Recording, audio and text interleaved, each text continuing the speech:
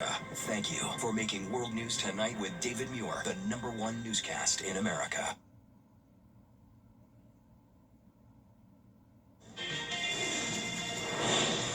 Right now on News Channel 6 and 7, a proposal that could help Georgia homeowners save money. We'll take a closer look at the bill. And Aiken County is celebrating its Founders Day, how the community is giving back to the place they call home. As your News at 7 starts now. Live from Television Park, this is WJBF News Channel 6 at 7. Good evening, everyone. I'm Dee Griffin. Thanks so much for joining us. Coverage you can count on begins with Georgia Senate lawmakers set to debate a bill known at 11. Augusta commissioners calling for a change in city government after more than 2 hours of heated debate. Commissioners voting to ask the legislative delegation to change the city charter to a manager form of government. Now, this is a recommendation approved by the charter committee, and it's still working. It's in work. The mayor saying this will allow time for the lawmakers to act so it can be on the ballot this November. This is the beginning process of having a more accountable, more efficient government, and the voters decide, not the commission, not the mayor, not the delegation. It's to be put on the ballot for everyone to decide. And if you don't like the county manager form of government, if it's approved by the Georgia General Assembly, you vote no or you vote yes. Meanwhile, the auditors of the Augusta Housing Department saying there is evidence of financial mismanagement involving $6 million in rental assistance funds. The city attorney saying he will meet with auditors to determine whether the information should be turned over to the FBI. Well, it's time now for a first look at our weather with Chief Meteorologist Jenna Petracci joining us now. And it was a hot but lovely day. And look at the ballpark behind you. I just swiveled around and saw that. Wow. Yeah, we have a game over there. It's not Green Jacket season yet, but we have a college game. This is Clemson versus Georgia Southern, and look at the crowd. I mean, we've got a lot of people out there enjoying some baseball, making it feel like springtime, and they're all soaking up this warmth. I mean, this is like more so June weather even.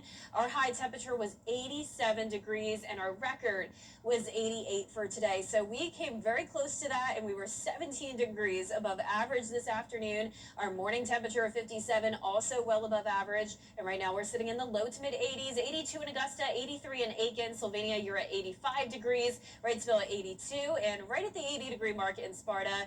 Dew points are also pretty high, around 60 to 65. That means it's muggy out there as well. Winds are coming out of the southwest, increasing our moisture and our temperatures.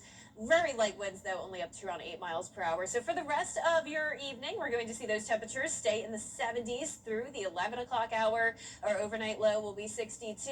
Record warmth tomorrow. It gets even hotter, 89. And then we'll be tracking rain and storms on Thursday, followed by a cool down Friday. More details on that coming up. And back to you, Dee. All right, thanks so much. We'll see you in a little bit. And with it starting to feel like spring, pollen is making its return, kicking off allergy season.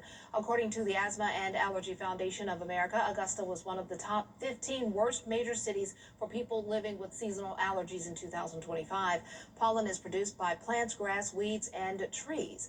Doctors say they're already seeing patients come in with allergies, so it's important to know the signs and get proper treatment. It can do a lot of things: sneezing, watery eyes, itchy skin, scratchy throat.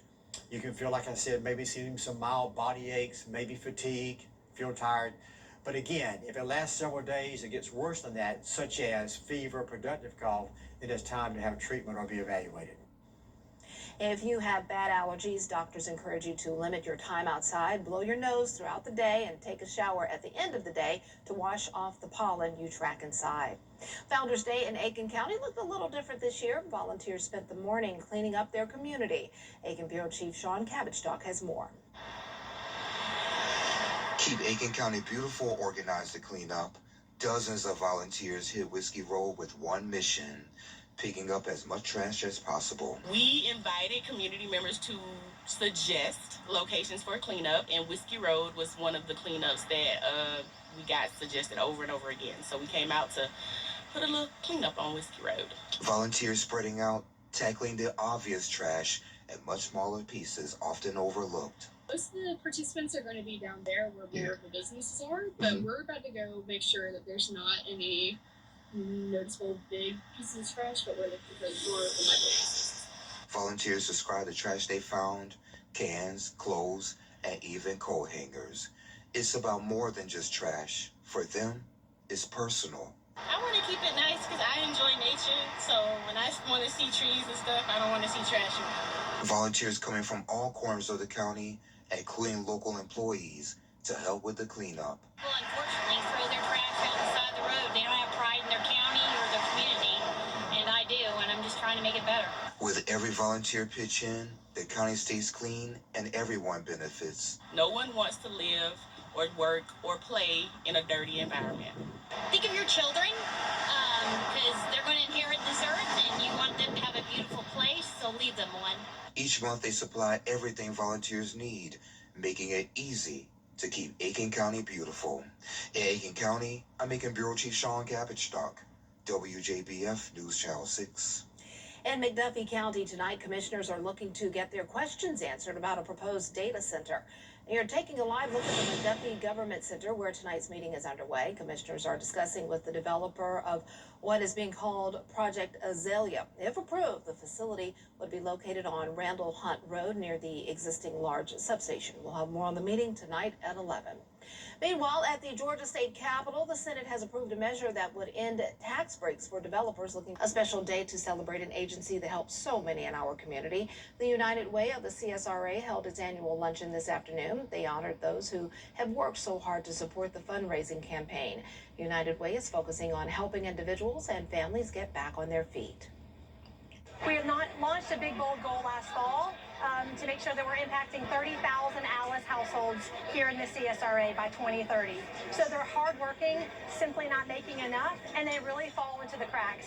So we want to be sure we're putting plenty of services around this group that, quite frankly, gets forgotten about because they're not eligible for other services and programs, but they need the support so that they can be self-sufficient and they can thrive.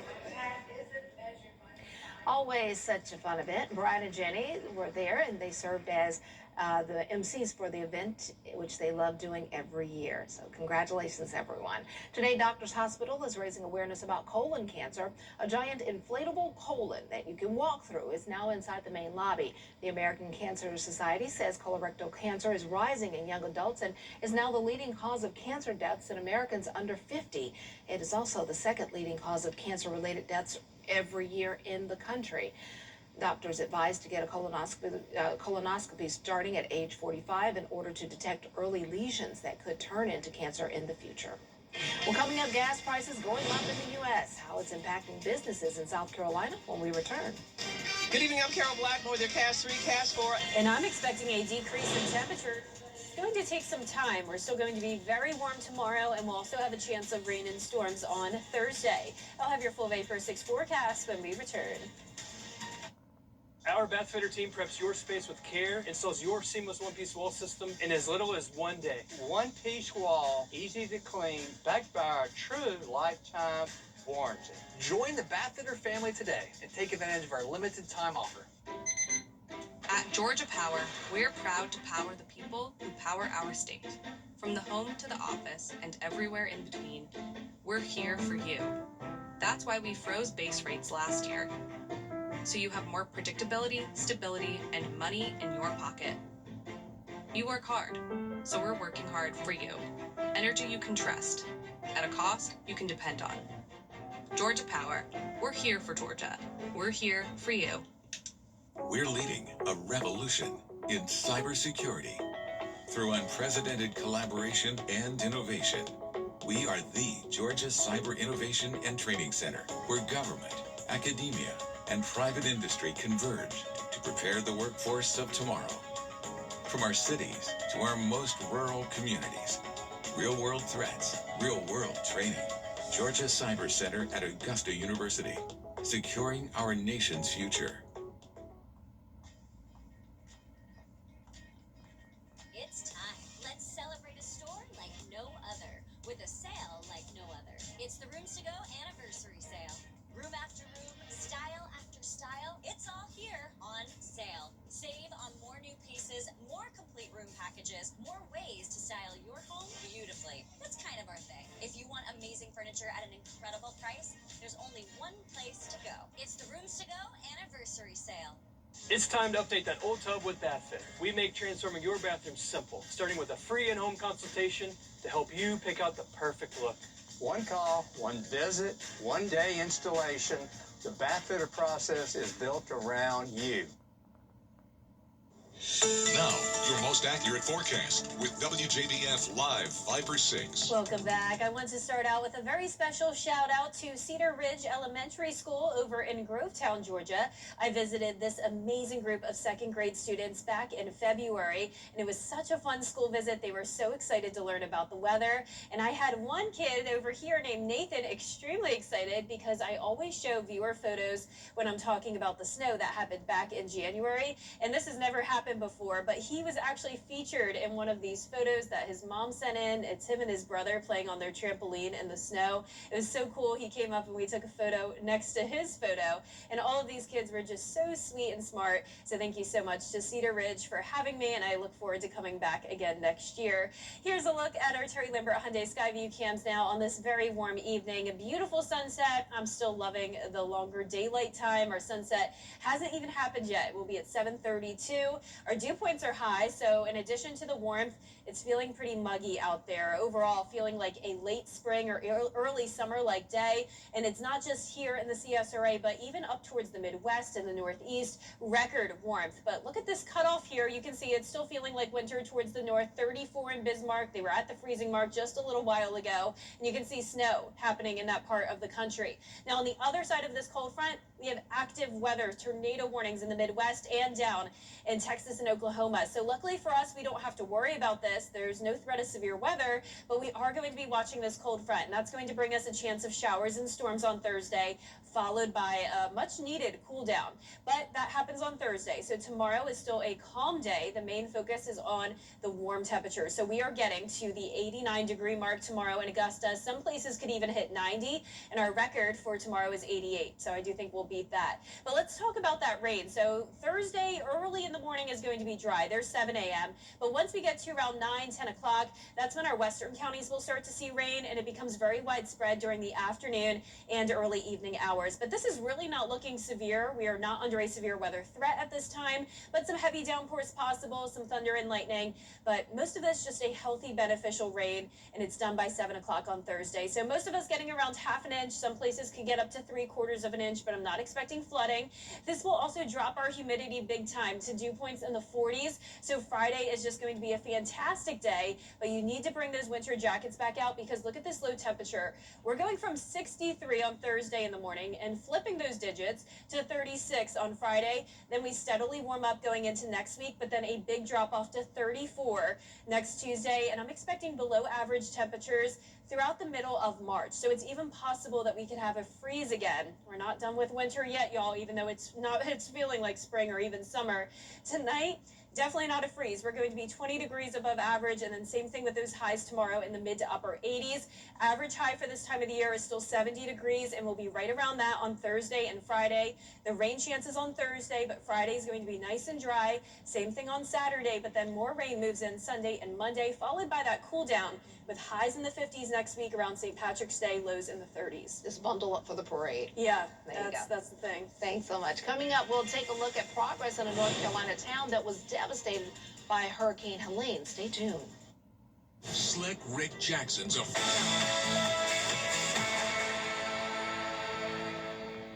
The WJBF Live Viper 6 Skyview Network is sponsored by Terry Lambert Hyundai.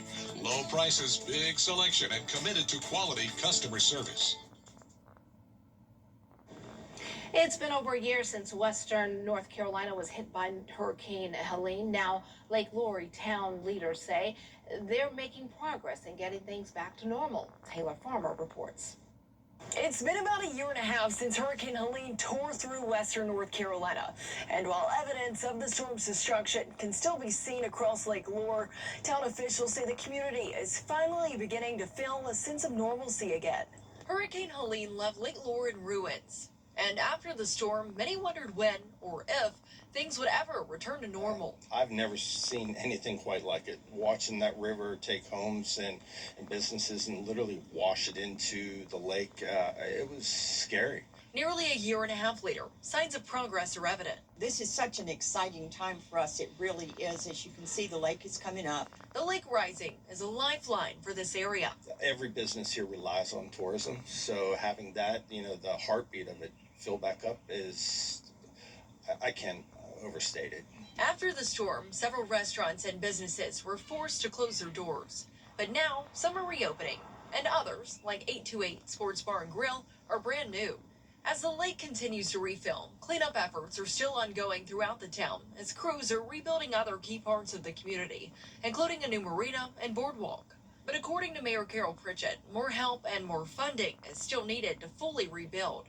We have major infrastructure needs, our dam, our sewer system, collection system, and our wastewater treatment plant, just to name 3 huge ones. Those will come either from FEMA, but we also continue to reach out to other entities to secure grants. Despite those challenges, a tremendous amount of progress has already been made.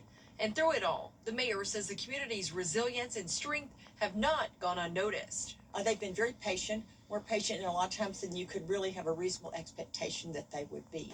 Mayor Pritchett says Lake Lure is expected to reach full pond by Memorial Day when they hope to reopen the lake for visitors. She says the water has been tested every week and shows no signs of contamination. And while many people have asked about the fish, she says they were not harmed during the storm as many parts of the lake reached depths of nearly 90 feet. She also says the lake is being restocked as part of its normal seasonal process. In Lake Lure, Taylor Farmer. Coming up, a job to spread the word on ranch dressing. We'll have the story after the break. I'm Austin Jackson, and for me, keeping it local really matters. If you've been injured, you need a law firm with experience in our area's courtrooms and a track record you can trust. If you've been injured, call Austin Jackson, the Augusta guy, 706-724-7224. You have a choice who picked the way. Subrogation. Made whole doctrine. Hospital liens. Living in liability release. I had no idea what any of that meant to my case, but Austin did. That's why you need the Augusta guy. It is National Ranch Dressing Day, and good news for ranch lovers. The food company Hidden Valley is willing to pay people to spread the gospel of ranch dressing across the pond in Europe as a ranch ambassador. 2 people will travel across Europe eating local food and putting ranch on everything. One person will cover Northern Europe and the other the South. And the journey will be documented on social media. Applications are open until March 31st. Love some ranch dressing. Yeah, that is an aesthetic photo right there with the ranch and beautiful backgrounds. I love ranch too. Definitely my go-to dressing of choice. I'm not a ketchup or mustard or even mayo fan. I'm actually pretty picky with my condiments. But yeah, I'm ranch on everything kind of girl. I didn't like mustard till I grew up, but ranch? I will say, like, mustard and mayo, if it's on it, I'm not going to complain. I'm not going to send my food back. I'll eat it. Ketchup is the one thing, though. I cannot get behind ketchup. Wow. Never will. Wow, most people love ketchup. I know. Very unpopular opinion. Wow. Our 10-day forecast is showing weather that I love because it's warm. But if you do like the cooler weather, we are going back to winter next week with highs down to 55 degrees next Tuesday, which is St. Patrick's Day. I'm going with lows at 34 for now, but it could get colder than that. So we'll be watching next week for a possible freeze. Oh boy, here it comes. All right, thanks so much for joining us. Our next news is at 11. We'll be here. Have a great night.